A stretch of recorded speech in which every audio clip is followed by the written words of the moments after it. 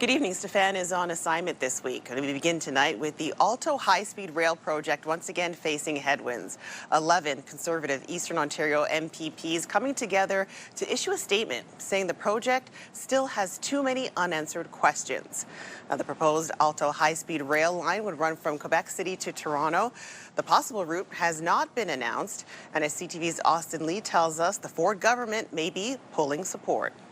It's a plan that is not without criticism. The whole project seems very rushed, disorganized. The proposed Alto high-speed rail project could one day cut right through Caroline Etter's family farms in the Navan area, something she says would be devastating. It's been extremely stressful, not knowing. I mean, my parents invested their whole life in these properties. Now, a source tells CTV News the Ford government is reconsidering its support for the $60 to $90 billion plan that would see high-speed trains run from Quebec City to Toronto. 11 Conservative Eastern Ontario MPPs have also issued a joint statement that reads in part, "Too many questions remain unanswered. Too many voices have been ignored." But some are wondering where this statement was months ago. It's a bit late for me for them to be involved in this. I mean, it's still positive that they get involved. I mean, they're put it there by constituents. The wavering of provincial support coming just days after the federal government ruled out a plan to expand Toronto's Billy Bishop Airport, an expansion Doug Ford is pushing for.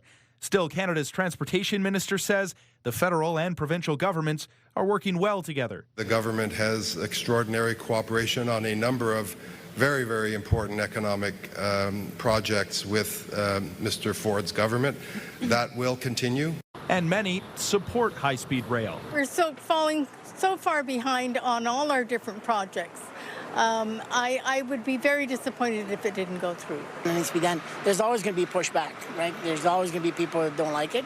But then once it's done, oh, okay, then we needed it. But for those at risk of losing land, it's a plan that could turn their world upside down. Not knowing if you're going to get expropriated within a few months or a year or two is extremely, it's driving some of the farmers to rethink their future. Austin Lee, CTV News.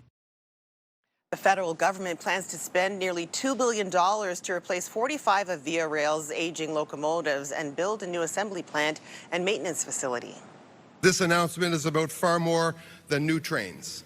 It's about building our country, supporting our workers, supporting passengers, creating good jobs, and developing expertise right here in Canada.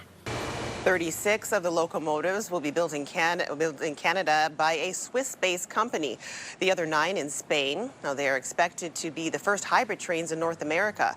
The first ones are expected to enter service by 2031. The trains will replace Via Rail's fleet across the country, except for the Windsor-Quebec City corridor. A new study commissioned by the city says Ottawa will need to accommodate more than 257,000 new households by 2051 to keep up with the city's expected population growth. The report also recommends expanding the urban boundary to help make room. CTV's Katelyn Wilson has more. Ottawa is growing, and according to the province, it's expected to grow faster than previously forecasted. The province is giving us new population projections that they want us to plan for. And those numbers have climbed even higher from the last set of numbers, which was higher than what we did in our last official plan. 6 years ago, the city projected Ottawa's population would reach about 1.4 million by 2046. Now the province says it could reach nearly 1.7 million by 2051, an increase of more than 500,000 people. A new city commission study says accommodating that growth could require expanding the urban boundary by about 2,700 hectares, almost the size of Barrhaven's existing built-up footprint. It may be that we need to expand our urban boundary, but I know myself and I know a lot of colleagues are going to be keen to try to keep that as tight as possible. The debate comes down to whether Ottawa should build up, build out, or both. Current city policy aims to direct 51% of new housing into existing neighborhoods through intensification, building up through things like apartments, condos, and duplexes. But the study says that won't be enough, and will still need to build out, creating building new neighborhoods. It projects many of the households driving the growth will be families looking for single and semi-detached homes. If we went to the extreme of, all intensification and building tons of towers, well, that's not going to match what a lot of people come to Ottawa for. If that recommendation stays the way it is, it's a pretty good balance. And for many residents, there's no easy answer. So much land has been destroyed for housing, which, I understand people need places to live, but how far does it need to go before we don't have any green space? Everyone needs a roof over their head. I'm sure there's many, many solutions, and maybe a combination of those methods would be the best solution. Katelyn Wilson, CTV News. All right, we'll take our first look of the weather. A look at the Ottawa River there behind me just before sunset tonight. We've got a live look now through our Centennial Glass Skycam. 19 degrees, still a bit cloudy and rainy out there in Ottawa. We'll check in now with CTV's Jackie Perez over in the Weather Centre for our first check on the forecast. Jackie.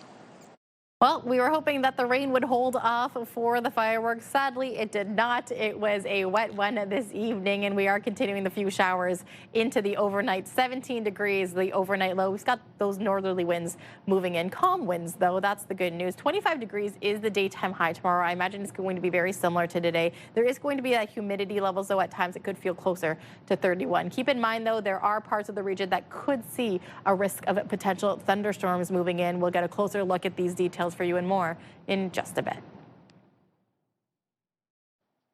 Well, we're sharing new details tonight about the Ottawa rideshare driver charged with sexual assault. Uber now says the driver was working for its platform when the incident occurred, and police have released the driver's photo, believing there could be more victims. 36-year-old Mohamed Laarous is charged with 1 count of sexual assault. Now, police say he was a driver with Uber and Lyft. He has now been removed by both platforms, and anyone with information is asked to contact Ottawa Police.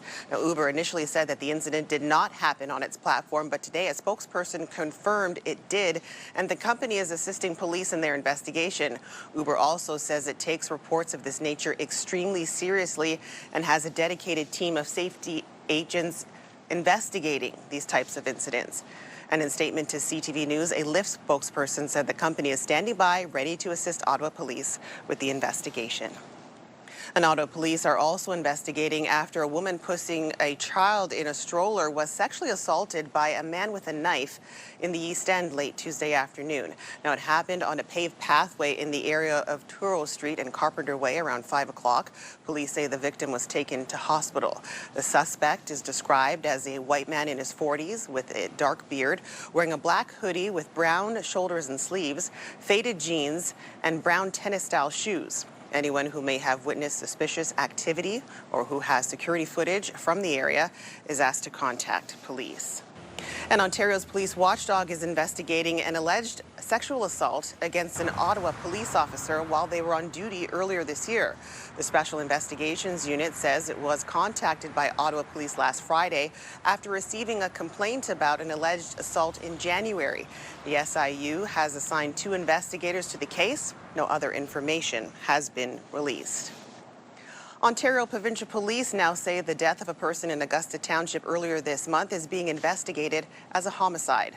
Officers responded to a home on County Road 26 near Prescott on July 8th and found a person deceased inside.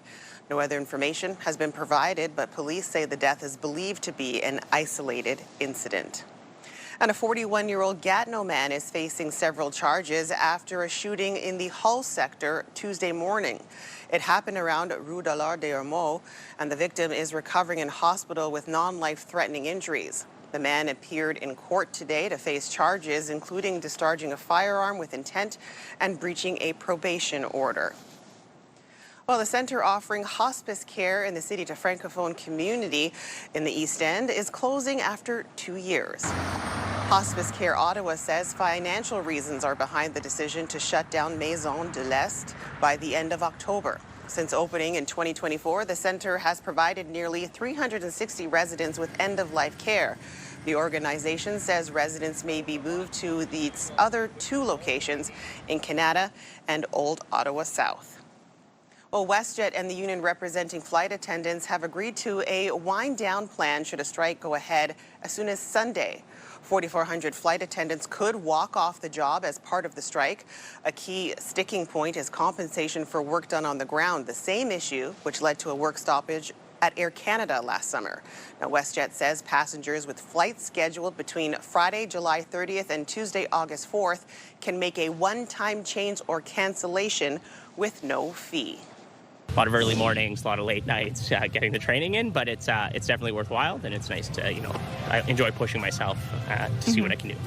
Well, up next, thousands of athletes are preparing to take on a grueling challenge. The Ironman triathlon returns to Ottawa this weekend, and CTV's Leah Larocque has more of what you need to know when we come back.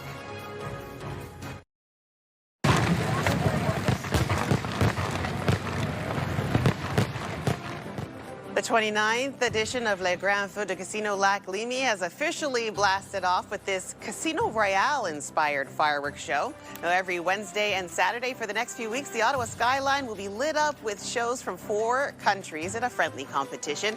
Now, each performance starts around 9:15 and lasts about 25 minutes.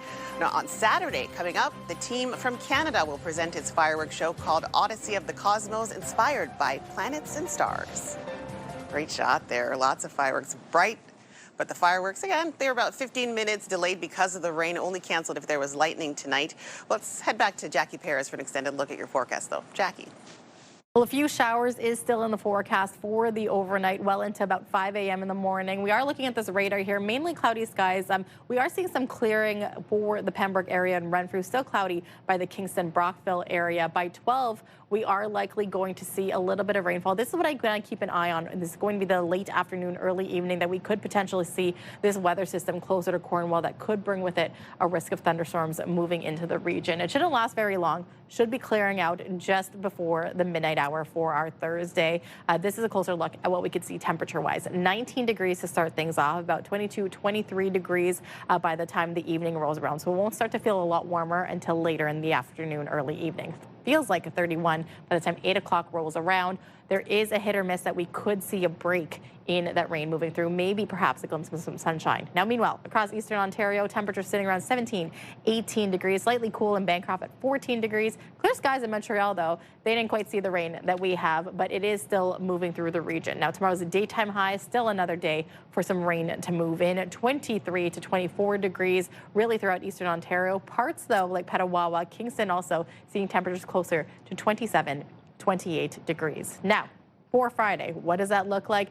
We were looking at sunshine earlier this week, but there is the potential for more cloud cover to roll in. This is what 7 a.m. looks like. We are going to see some isolated showers perhaps move into eastern Ontario around the 5 o'clock hour. It shouldn't last very long, though, so we are still hoping that we are going to see that much-needed sunshine that we have been missing. But for Saturday, though, we are anticipating the return of rain, a 60% chance of showers, but temperatures are still going to be in the mid to high 20s. Great, thank you, Jackie.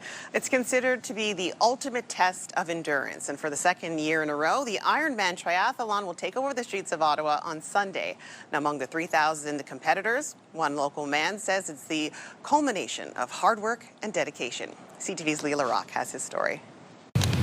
Like most mornings, Nick Kerr's day starts just after dawn in the water. A lot of early mornings, a lot of late nights, getting the training in, but it's definitely worthwhile. He is one of nearly 3,000 athletes racing the Ironman triathlon this Sunday in Ottawa. So my typical training weeks are about 20 to 30 hours. So in the peak, I'm looking about probably like 25. Ottawa playing host for the second year in a row. The desire to race in Ottawa is really high. The Canadian market is really strong right now for endurance sports, and Ottawa specific. The challenge is a demanding one. A 3.8 kilometer swim, 180 kilometer bike ride, then a complete marathon, 42.2 kilometers. No music allowed, so it's just you and your thoughts the whole day, which tends to get a little bit dark on the run sometimes. It's just about, being in the moment, being present. The finish line will be in Major Hills Park, and there will be several road closures beginning early Sunday, spanning across the city and into Gatineau, including major bridges. This year we're getting our bridges open much earlier. Alexander Bridge, for instance, last year was a 4-day closure, and this year is only a single-day closure. This is a huge event for the city. Last year, Ottawa Tourism says it generated an estimated $8 million, and this year is expected to be even more. They are also shopping in our local businesses. They are visiting our attractions. They're still sleeping in hotels. So that's a lot of economic activity and also just vibrancy across the city. We also have athletes from 46 U.S. states and 65 countries. For Kerr, after his swim, it's now time to lace up. And he says getting to that finish line is a team effort. I have a great support system. I have a girlfriend at home, family that's always there supporting me, helping me sort of coordinate my busy schedule and keep the work-life in balance. Leah LaRocque, CTV News. It's a cool moment for me. It's a cool moment for my family. And yeah, I'm just grateful that they have that trust in me, that they want to have me around for the next 5 years. Well, still to come, from the Ottawa Rings to a multi-million-dollar NHL contract, Brandt Clarke tells us more about his journey to hockey stardom and why Ottawa will always be home. An Arnprior man is $1 million richer. Andrew H. won the Lotto 649 prize in the Gold Ball draw on June 17th.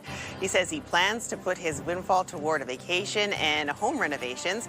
The winning ticket was purchased at Circle K on Raglan Street South in Renfrew. And after a breakout season with the NHL Los Angeles Kings, Ottawa's Brandt Clarke has been rewarded with a jackpot of his own in a new $37 million contract. But despite spending most of the year in the Hollywood Hills, Clarke still calls Ottawa home. CTV's Dylan Dyson reports. Clarke, jam attempt, score! Brandt Clarke has tied it for LA. Brandt Clarke is the Los Angeles Kings' newest star in Hollywood. After a career year in LA, the defenseman from Ottawa has been rewarded with a new 5-year, $37 million contract. They believe in me and they want to keep growing alongside me. So I think it's a cool moment for me. It's a cool moment for my family. And yeah, I'm just grateful that they have that trust in me, that they want to have me around for the next 5 years. And the journey to get there started here.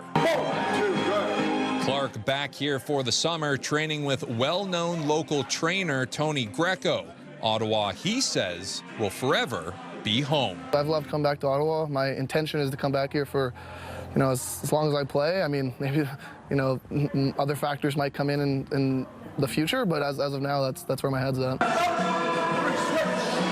About 5 years ago, we set a goal, and I think he might have it still in his notes. I don't know if he shared that, but we said, this is, what you're going to do. This is what's going to happen. And, that number that we want to fulfill just of his hard work is kind of come true now. It seems like a constant's kind of coming back to this gym with Tony and, just skating together always. And kind of we're our two biggest training partners in the summer, so it feels good every summer to come back to that. That feels normal to us, so it's been good. Despite starring for the Nepean Raiders and Junior Sens, Clarke says it was keeping up with his older brother Sens prospect Graham Clarke that helped get him to this moment. I think that's propelled me to okay, this is the standard I have to keep myself. And I don't know why my 6-year-old brain kind of thought like that, and I don't think a lot of people maybe are like that, but that's just how I was, and I think that propelled me to where I am today. Now from the World Juniors to the NHL, always following his dad's advice to put on the Brandt Clarke Show. I want to be that guy, I want to help the team the best way I can. I want to be relied upon. I want to soak up these big minutes and stuff like that, because that's just who I am. I want to embrace the moment. Dylan Dyson, CTV News. You could hear a pin drop. And as a matter of fact, the commentator said you can hear the raindrops falling on the track. It was so quiet. And as soon as I went over, the place just exploded.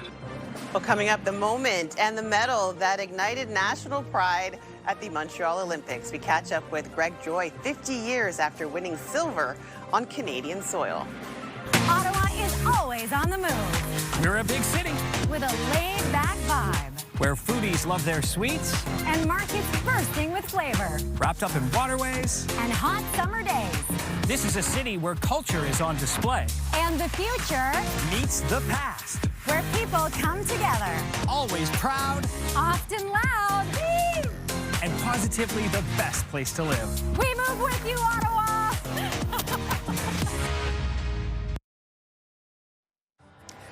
The Canada Food Cupboard has received a retired delivery truck. Now, it's a donation as part of Purolator's Tackle Hunger program. They were among 14 food banks that received a donated truck. The company says it will allow them to expand food collection, transportation, and distribution. In all, Purolator has now donated 33 trucks to food banks across Canada. It was a defining moment for sport and for the country. Friday will mark 50 years since Greg Joy won silver in high jump at the 1976 Olympics in Montreal. Now, the Ottawa Olympian sat down with CTV's Peter Sperling for a look back at the Canadian moment immortalized for decades. This is my Olympic medal. A moment etched in Canada's history. You could hear a pin drop. And as a matter of fact, the commentator said you can hear the raindrops falling on the track. It was so quiet. And as soon as I went over, the place just exploded. 50 years ago, at the 1976 Olympics in Montreal, Greg Joy was Canada's last hope for a gold medal. In an exciting contest with the country watching, he came oh so close, winning silver in high jump. Canadians celebrated like it was gold. It's amazing that after all these years, people still talk about it. Joy jumped 2.23 meters. I knew that I had secured a medal. I wasn't sure of the color yet. There's one of me holding the flag at the closing ceremonies. An emotional and memorable achievement to this day for many. Joy says his daughter was recently shown video of the entire jump, complete with sound from the stadium. She was in tears. So even my daughter, who's grown up with this, realized the impact of the moment. So when I look at that, I say, yeah, I kind of get it. The jump immortalized in the O Canada sign-off that aired on TV for years. When TV came on, when TV came off, and even today, people still mention it.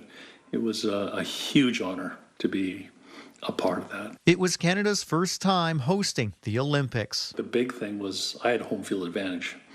So when I was up, you could hear it in the crowd. And this week, as Canada celebrates that anniversary, Joy will attend several events in Montreal to mark the occasion, one that inspired future generations of Canadians. There's so many that have done that in this nation to make sport as where it is today. Peter Sperling, CTV News.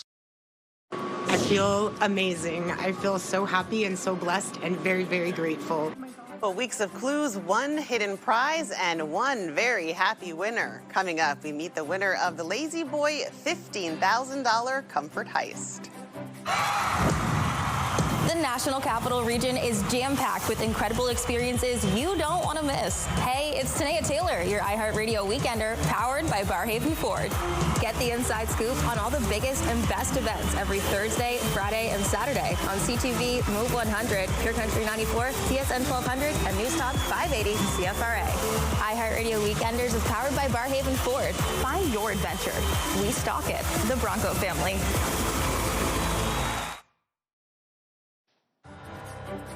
Well, here's another live look through our Centennial Glass Sky camera sitting at 19 degrees. Still a little bit cloudy here in the Ottawa area. Let's check in with Jackie Perez one more time for our final look at the weather. Jackie. Well, taking a look at tomorrow morning, 19 degrees to kick things off. Bring the umbrella. I can't stress this enough.